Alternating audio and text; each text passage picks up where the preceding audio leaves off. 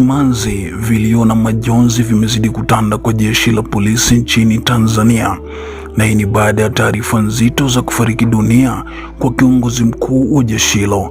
Hakika hii sio taarifa nzuri kwa jeshi la polisi nchini, lakini pia vyombo vya ulinzi na usalama kwa jumla yake, serikali chini ya kiongozi mkuu Rais Samia Suluhu Hassan, familia na wananchi ambao walitegemea jeshi la polisi kama walinzi wa raia na mali zao.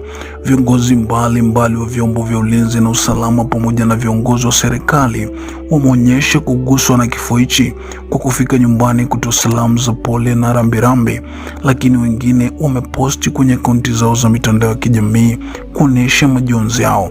Unatazama Mseto Media. Kabla sijakupa taarifa kwa ndani, tafadhali ni kukumbusha bonyeza maneno subscribe pamoja na alama ya kengele. Taarifa ambayo tumekuletea hapa kwa upana ni hii ya msiba mzito uliolikumba jeshi la polisi Tanzania kwa kufariki dunia kwa kiongozi wa juu wa jeshi hilo. Kama utakumbuka, masaa machache kule nyuma tuloletea hapa breaking news kwa ufupi juu ya kifo hichi, na sasa tumeona sio vibaya kama tutawaletea taarifa kamili kwa undani. Tukianzia nyuma kidogo, taarifa ni kwamba jeshi la polisi Tanzania limepata pigo kubwa kwa kuondokewa na mkuu wa jeshi hilo la polisi mkoa wa Tabora, ACP Richard Abwao. Richard Abwao alikuwa kamanda wa polisi mkoa wa Tabora, yani kamishna msaidizi mwandamizi wa polisi SACP. Kifo chake kimetokea June 20, 2026 katika hospitali ya taifa Muhimbili MNH jijini Dar es Salaam wakati akipatiwa matibabu kutokana na maradhi yaliyokuwa yanamsumbua.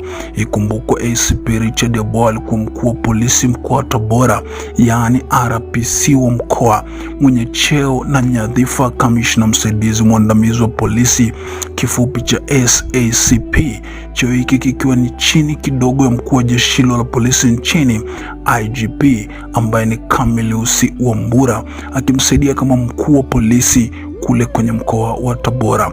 Kifo cha RPC Abwao kilithibitishwa na msemaji wa jeshi la polisi Tanzania DCP David Misime pamoja na mkuu wa mkoa wa Tabora.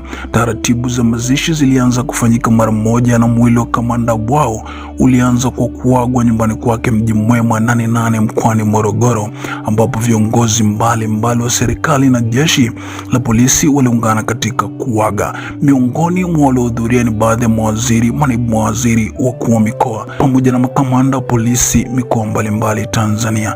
Kamanda wa polisi mkoa wa Morogoro ACP Andrew Kantimbo alisoma wadhifu marehemu na kushukuru viongozi, askari na wananchi waliojitokeza kumwaga Abwao, huku akisisitiza mshikamano ulioonyeshwa katika kipindi cha maombolezo uendelee. Mwili wa marehemu wapelekwa Tabora na kisha mkoani Mara kwa ajili ya mazishi.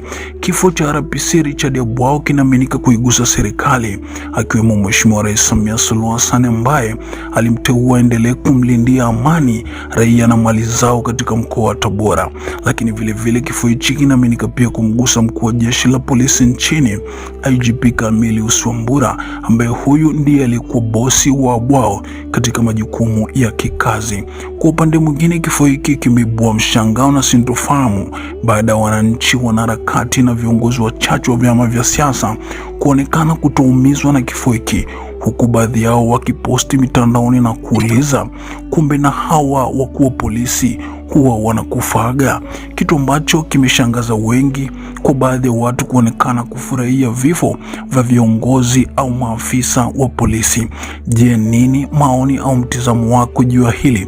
Tuache komenti yako hapa chini na sisi tutaisoma.